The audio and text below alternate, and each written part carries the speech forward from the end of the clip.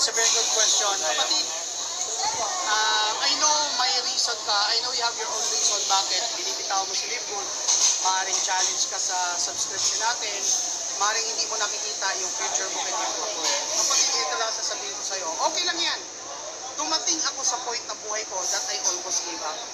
But I always ask myself, if I gave up Libgood, anong naghihintay sa akin 5 years na? Gaganda ba buhay ko? Magbabago ba ang buhay ko? If the answer is no, then why give up? Kasi ang in-offer ni Libgood is a chance.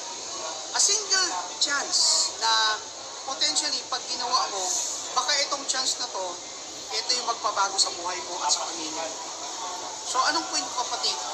Kung nag-iisip kang bumitaw, it's your choice. Hindi ko namin kayo pipilitin. Pero pag-isipan mo, what if si Libgood pala ang answered prayer?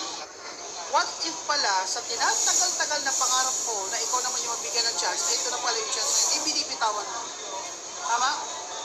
So, pag-isipan mo, what is 600? Monthly subscription, yun ba ang issue mo? Guys, kung namamahala ka sa 600, no? Ito lang tanong ko sa iyo, kailan magiging mura sa iyo ang 600? Kailan magiging madali sa iyo mga bagay na mahirap?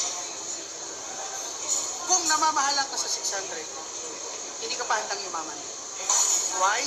Hindi pa naka-ready ang credit wallet. Hindi pa naka-ready yung mental wallet mo sa mas milyon. So, open up your mind. Ang 600 ko ay hindi po pahirap.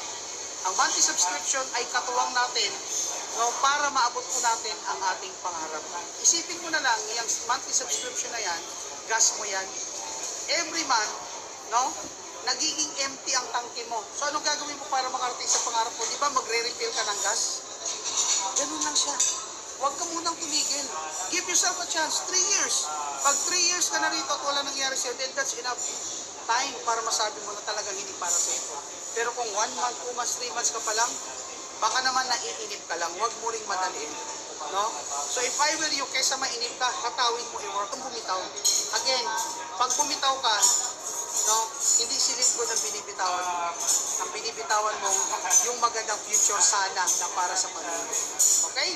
So see you next time.